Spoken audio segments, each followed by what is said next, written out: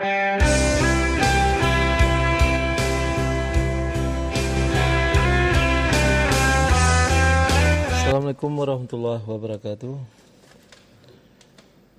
Training K3 di rumah sakit yang kita laksanakan di Rumah Sakit Yuludin Awai, Kabupaten Aceh Selatan. Kegiatan dimaksud merupakan salah satu pelaksanaan daripada keselamatan dan kesehatan kerja di tempat kerja, yang dalam hal ini menyangkut tentang penerapan keselamatan dan kesehatan kerja atau K3 yang mengambil lokasi di Rumah Sakit Yuludin Awai, Kabupaten Aceh Selatan.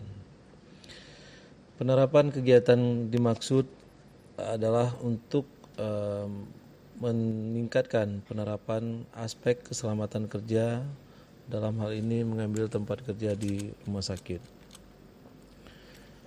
Persoalan yang akhir-akhir ini banyak dibicarakan di tingkat publik bahwa banyaknya kasus kecelakaan kerja yang terjadi di rumah sakit memerlukan penanganan yang sedemikian rupa agar potensi bahaya yang ada di rumah sakit dengan berbagai metode pengembangan program K3 yang akan dilaksanakan akan memberikan perlindungan baik terhadap penyakit infeksi maupun non-infeksi, penanganan limbah medis, penggunaan alat pelindung diri dan sebagainya.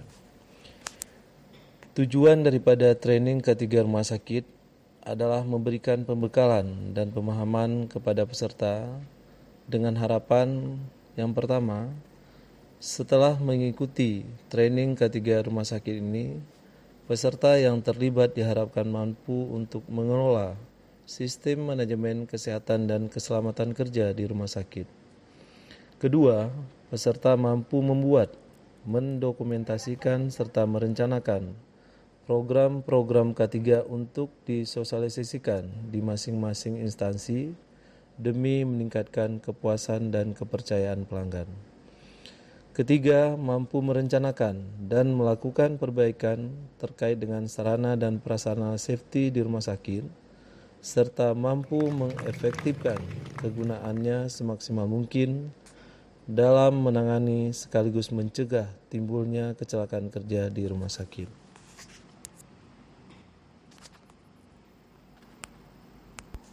Adapun materi yang kita sampaikan dalam kegiatan in-house training dimaksud, yang pertama, dasar-dasar dan prinsip K3.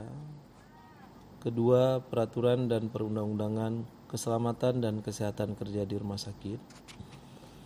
Kemudian, pengenalan sistem K3 di rumah sakit. Keempat, identifikasi dan penilaian serta pengendalian risiko bahaya di rumah sakit.